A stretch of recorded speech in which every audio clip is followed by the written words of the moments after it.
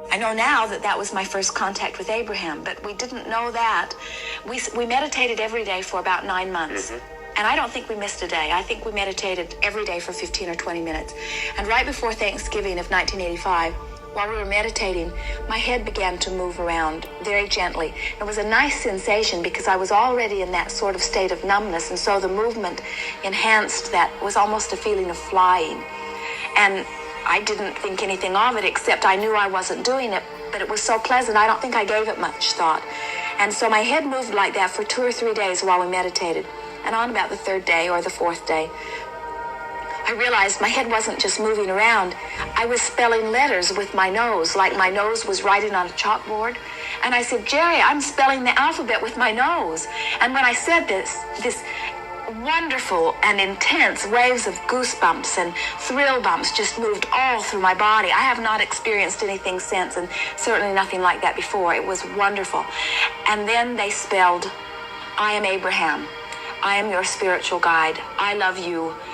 I am here to work with you. And so Jerry got his notebook, and we communicated like that for many hours every day. We were so excited that we'd made contact with... We had about 2 months of that, didn't we? It's hard for me to remember exactly, but it seems like it was about 2 months. And then one night we were laying in bed, and I had my arm laying across on Jerry's chest, and my hand began to thump on his chest, and I said, that's not me. It must be them. And I just had this really strong sensation that they wanted me to go to the typewriter, and so I went to the typewriter and I held my hands out over the keyboard, and they moved my hands with such power.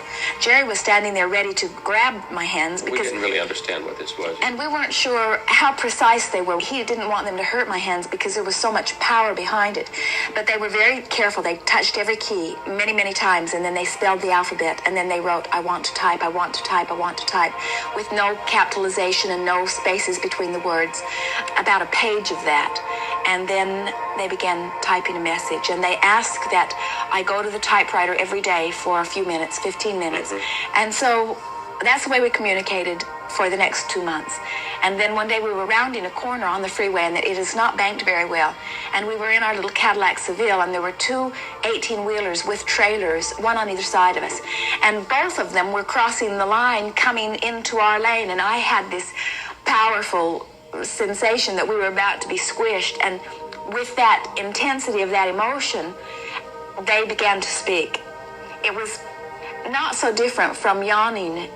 You know how you cannot suppress a yawn? It was that sort of sensation of that tugging or power in my jaw. And so as I relaxed to that, then these words came out, and they said, take the next exit. And we did.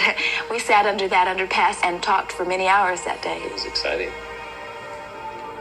So from that moment, that first speaking led to the books that they've written since, and the many wonderful tapes and the workshops. In the beginning, we weren't going to tell anyone about it. It was just going to be for us.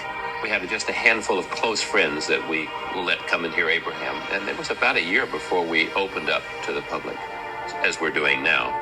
It's been a wonderful experience.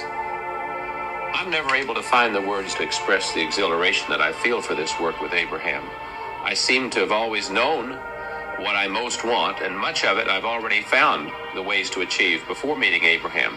But what Abraham has brought to my understanding has been an absolute clarity of how I'm getting or not getting, and with that knowledge, we have complete control. There are no bad breaks, no unlucky days, and no moving with the tides that have been moved by someone else. We're free.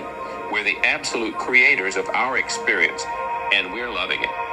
And now, Esther's going to take a moment to quiet her conscious thinking mind, and she'll bring Abraham in, and Abraham will give the rest of the material to you. Before I do that, I just wanted to say that I think Jerry and I have been a very good combination for bringing this process into our experience. In other words, I know that the reason that Abraham is speaking through me is because I'm married to the question asker of the world.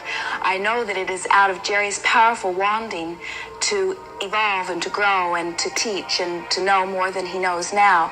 It's through his wanting, I believe, that Abraham came to us.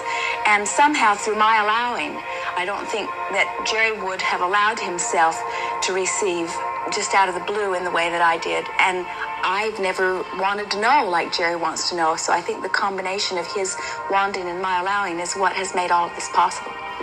I'll just take a minute and I'll go get Abraham. Good.